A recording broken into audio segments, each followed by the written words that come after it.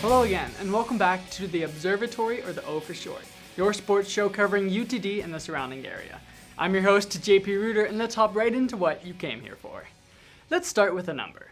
Over $100,000. That's how much it costs to make just one car for this team of students. They mean serious business. Started only 3 years ago, the UTD Motorsports Formula SAE Society of Automotive Engineers program is now off the ground running. These students are put in a very competitive position against other universities that started their teams over 30 years ago. But unlike other sports who spend most of their time training, these guys spend most of their time building.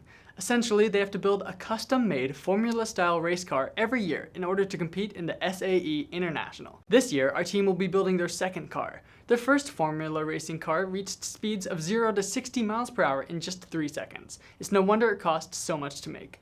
But these cars don't just come out of nowhere. Besides engineers, the club is also composed of majors from business to ATech and everything in between. The president of the team, Joseph, told me a little bit more about their fight to get out on the road. We're actually fully self-funded, so we have to go out and get sponsors ourselves. So we actually have over 40 sponsors as of this time. We're actually kind of working to have like 60 sponsors by the end of this year. As for building and engineering the car, that's completely done by us. So we have to get, we have to read up on like multiple different textbooks. We have to get everyone together, and we actually have to like find out how to engineer a car, which is pretty hard, SAE International's Collegiate Design Series competitions take students beyond the textbook by enabling them to design, build, and test the performance against other students from around the globe in exciting and intense competitions. On Saturday, September 29th, we got the chance to check them out on the test track. These competitions prepare students in a variety of disciplines for future employment in mobility-related industries by challenging them with a hands-on team engineering experience that also requires budgeting, communication, project, and resource management skills. Students also gain valuable exposures with recruiters from leading companies in the industry to help land their first job after graduation. VJ told us more about how competitions typically go. So Formula SAE Lincoln is our biggest competition of the year. So basically SAE is an organization where different universities come together and they race. And it's not just a race. A lot of people think, oh, you're racing other cars, you're passing them in different parts of the track. It's not like that. It's more of an engineering focused competition. So you'll have technical inspection from actual engineers in Cummins Engineering. You'll have them in this year it was GM, Toyota, SpaceX was even there, and they go and critique your car based on how well they think it's engineered. The club recently got their new shop room right here on campus in the ECS West building. They said they're always open to new members, and you can catch them around and ask to join the Slack. Yeah, that was kind of the biggest thing, is that, this is not only like, are we here to like build a race car, but we're here to like, improve ourselves and teach and actually like apply it to real world. This team's sports may be extremely fast, but you can still keep up with them at Dallas Formula Racing on Twitter and Instagram. Special thanks to one of our sports reporters, Carlos, for heading that story. It's time now for everybody's favorite segment. You know what that means? In case you don't already know, this is the team that's done something special in one realm or the other in the last 2 weeks.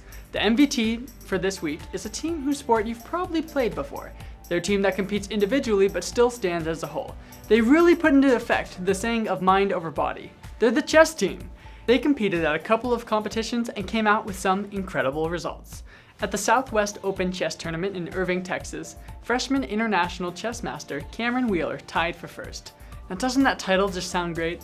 Additionally, at the Frederick Douglass Memorial Chess Tournament in the way out lands of Key West, Florida, senior grandmaster Gil Popilski came out absolutely on top in first place. Give it up for these incredible athletes, they're killing the game. Here now are your sports highlights for the last 2 weeks. Men's golf competed at the Oglethorpe Fall Invitational and got second. Women's golf at Golf Week Fall Invite got 17th. At the Red River Shootout, men's cross country got third and women's got 6th.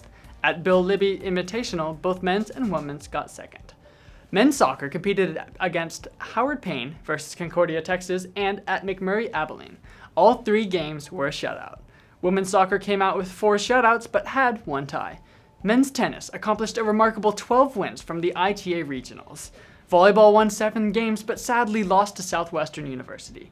Following up with esports, the Overwatch team added 2 wins to the record, and the League of Legends team won 2 out of 3 games. In the club sports realm, men's ultimate frisbee competed at a tournament at Texas A&M and officially placed second. But if you ask anyone who was there though, they'll say first, because the only team that beat them out was an alumni team, so it's your call. Women's soccer shut out UT Arlington at 6-0, but are unfortunately unable to do the same at U of H. Speaking of U of H, fencing was there on the 13th. They got first in saber, second in épée, and foil. Congratulations to all of our teams. And finally, let's head over to Twitter for this week's kicker. The men's soccer team tweeted out this video of one of their players attempting a backflip. Only he didn't quite make it. I definitely feel bad for Jardel in the video. We aren't the only ones who feel bad for Jardel though. Our tier team took notice of his attempt too, telling him that they can give him some pointers if he just talks to the pros. It looks like Jardel's gonna have to step up his game. That's all we have for this show. If your club or team competes in a match or has something going on that we missed, be sure to let us know. You can get in touch with us on Instagram or Twitter at UTDVO or at UTD TV for more content. A big thank you to everybody who helped put this show together. It couldn't have been done without them. Thank you guys for tuning in, and I'll see you in 2 weeks.